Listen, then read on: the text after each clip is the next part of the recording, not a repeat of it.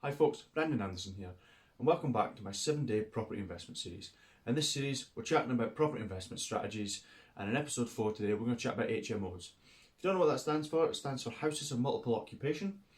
And what that means is you can have a house that's got a 3-bedroom house up to 6 or 7 bedrooms or more, and you've got people from different families all living under the same roof.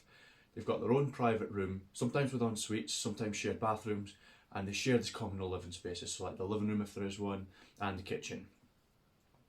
So a good plus point for HMOs, it's a great strategy if it's in the right area and you can keep tenants in, it's a really high cash flowing property. You tend to get a lot more for your value than a standard buy to let.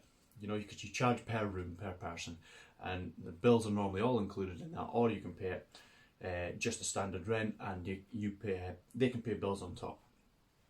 So, as I said, it can be 5. Let's take 5 bed as an example. A good thing about it is 2 or 3 of them rented out will cover all the bills of the property. It'll cover your mortgage and insurances, and if you're including your bills in your price, then that should cover all your bills as well. So the other 2 bedrooms or 3 bedrooms, that's all profit. It also works with the rent-to-rent strategy and as a traditional buy-to-let as well. So again, there's creative ways that you can find HMOs, that you can enter into HMOs. If you missed my rent-to-rent strategy one, go back a couple of episodes and you'll find that there. And later on, the last day, we'll talk about buy-to-lets. Cons of it can be a higher entry point if you're going to buy it as a buy-to-let or even as a rent-to-rent strategy, because you've got so much more compliance to deal with, because you've got multiple people living together in a smaller space.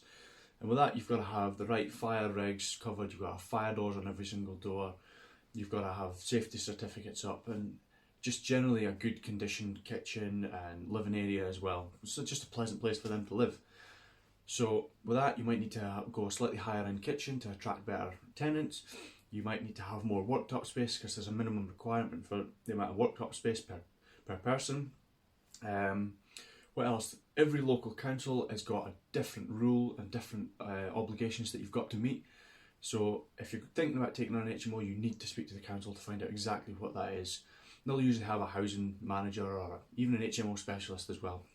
So it's worth getting to speak to them. If you're in England, in fact I think they're taking this in Scotland as well, they're subject to what's called Article 4. Article 4 means that it usually happens around city centres where a lot of properties are getting taken in as HMOs. So basically what that does is it stops any more properties inside that Article 4 area being turned into HMOs, because there's too many of them in there, or they've met the capacity for that area. It does mean that you can buy it as an HMO and still have that HMO in an Article 4 area, but it means that you can't buy a house and turn it into one.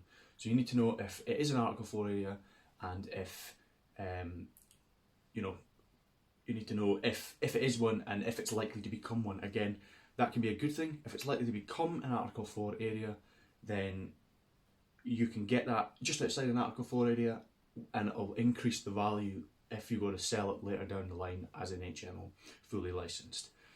It can be more difficult to get a letting manager.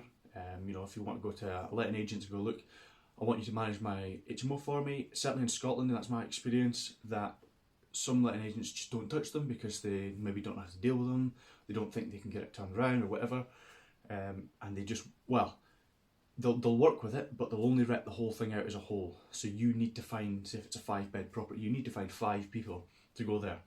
So again, that can be annoying, because you might need to market each individual room yourself. Areas that they're good in, city centre areas, particularly around student accommodations, they work really well for that. Anywhere where there's trade workers or contractors coming in on a regular basis, again, that's a really good person to have in there. If you want to go near hospitals, again, you could attract nurses and things like that, people that work at that hospital that can't necessarily afford a flat on their own or something, and they'll quite happily living with a few of their other friends or whatever in an HMO. So again, as always, if you've got any questions, anything you want to raise, or if you've had any experience with HMOs, I'd love to hear it. drop it in the comments and we'll have a chat about it. I'll reply to every comment that I get. Tomorrow's video is going to be on, I've forgotten, in 2 seconds, buy to flips. There we go. So tomorrow's video is going to be on buy to flips, so tune in if you want to see that. Yesterday's video was on serviced accommodation, so if you've not seen it, go back and have a look if you're interested in serviced accommodation.